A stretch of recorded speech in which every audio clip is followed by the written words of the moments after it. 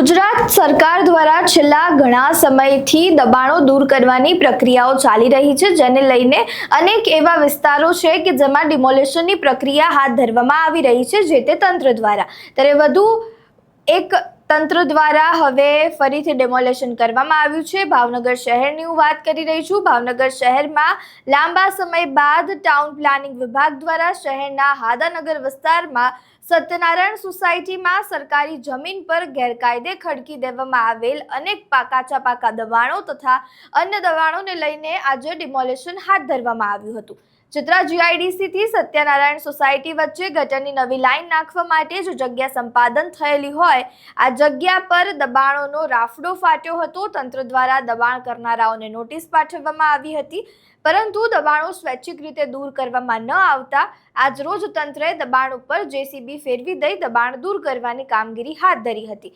ત્યારે આ સમગ્ર મામલે ટાઉન પ્લાનિંગ ઓફિસરનું શું કહેવું છે તે સાંભળો. આપનું નામ અને ડેઝિગ્નેશન? મારું નામ વેગડ અશોકભાઈ P, town planning officer, Bhavnagar મહાનગરપાલિકા. સર, આજરોજ કઈ જગ્યાએ ડિમોલેશન કરવામાં આવ્યું છે, કેટલા મકાન છે અને શું છે સમગ્ર વિગત? આજરોજ TP scheme number 1A Chitra GIDC તેમજ સત્યનારાયણ સોસાયટી વચ્ચે આવેલું નાળાની અંદર આવેલા મકાનો દૂર કરવા માટે કાર્યવાહી હાથ ધરવામાં આવેલ છે. આ માટે થોડા સમય અગાઉ 40 જેટલી નોટિસો આપવામાં આવેલ હતી. એમાં 25 જેટલા પતરાની ઓડીઓ હતી, 10 જેટલા સ્લેબવાળી ઓડીઓ હતી.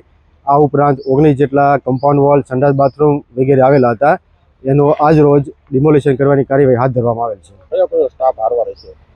સ્ટાફમાં ટાઉન પ્લાનિંગનો સ્ટાફ, દબાણ હટાવ સેલ તેમજ પોલીસનો સ્ટાફ હાજર રહેલ છે. અને કેટલા JCB થી લઈને આજ રોજ 4 જેટલા JCB રાખવામાં આવેલ છે અને સાંજ સુધી કામ પૂરું કરવાની ગણતરી છે.